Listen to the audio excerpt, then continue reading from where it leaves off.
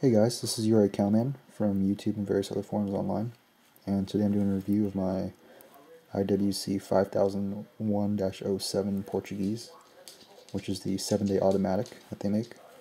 There's a couple of different variations of this watch. It comes, I believe, the 5001-14 is the same colored dial, but it's the the gold colored Arabics and hands. This one is the blue Arabics and hands. The 5001-09 is, I believe, the black face with silver Arabics. And then you have your rose gold and platinum variants. Watch comes in about, I believe, 42.3 millimeters. It's a very big watch. I would say it's probably 15 millimeters thick, and that's because the display back is, for some reason, really thick. As you guys can tell here, it's a three-piece case with the face, the body, and the display back, which I'll get to in a second.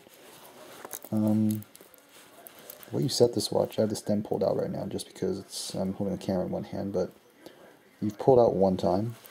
You can rotate this thing right here backwards, and you can switch the date. See? Pull it out again, and you can then set the time. Let's go ahead and have it switch over once, just because.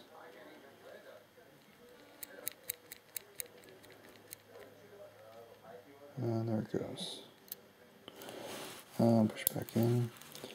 What this watch is known for is, actually, let me go move that out, so I can move it off. But this watch is known for its pellaton winding system and 7-day power reserve. Power reserve is here at 3 o'clock. I have about a day and a half right now, and then you have the seconds over at 9 o'clock. It comes on a deployment class, which I unhooked just so I can show you guys the movement, but it's very, very well made, really comfortable. Probably the best deployment I've ever put on.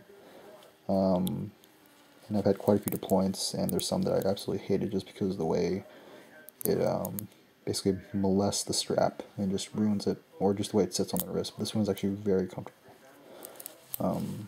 Very well made.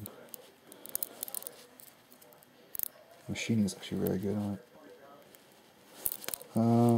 Much of the movement just come on an alligator or croc, I can't remember, but there's a strap. This movement is it's a pellaton movement. It's an in-house movement that IWC made for other higher-end watches. But they do use variants of it. To add complications like a moon face.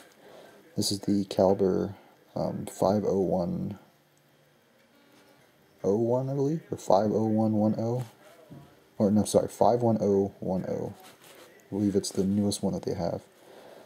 The rotor is actually the loosest, or not loosest, but I guess the most freely moving rotor I've ever seen in a watch. And that's actually really nice because it winds very, very easily. And that's mainly due in part to the rotor being so big and the outside reciprocating mass, since it's further away from the central stem that winds the movement. It just adds that mass on the outside, and plus that rotor right there, that little piece in the middle. I believe that's 21 karat gold.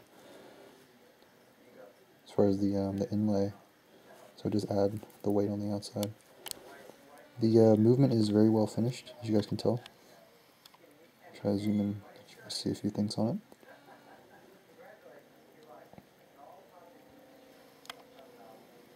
$42 joules, I believe.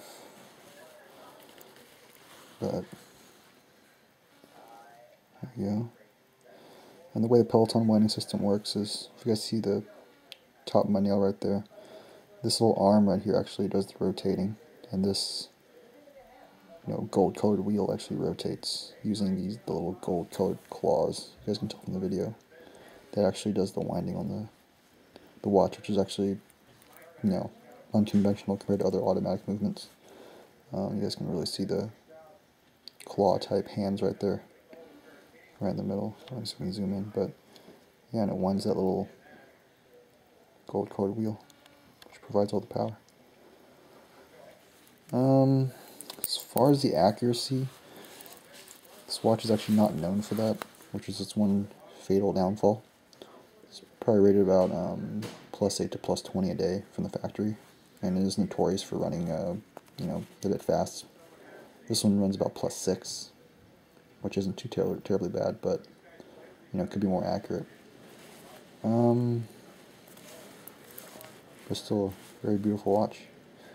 You know, IWC is probably my most favorite Swiss manufacturer, besides IWC and Breguet. And those who are wondering why, you know, Patek isn't in there, it's because you know, the movements are very well made, probably one of the best designed in the world. The cases are very well made, they look nice, but just the way the dial looks looks so off, in my opinion, the way it's laid out. It's very few watches in the line that I actually like.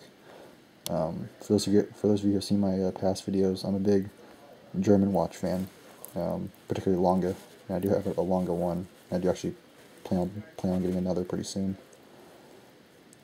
But as far as the Swiss, you know, IWC is really, you know, for what you spend, for what you get in return, it doesn't really get much better. Beautiful movement. And the way you wind it is, you know, just using that. Thanks for watching and enjoy.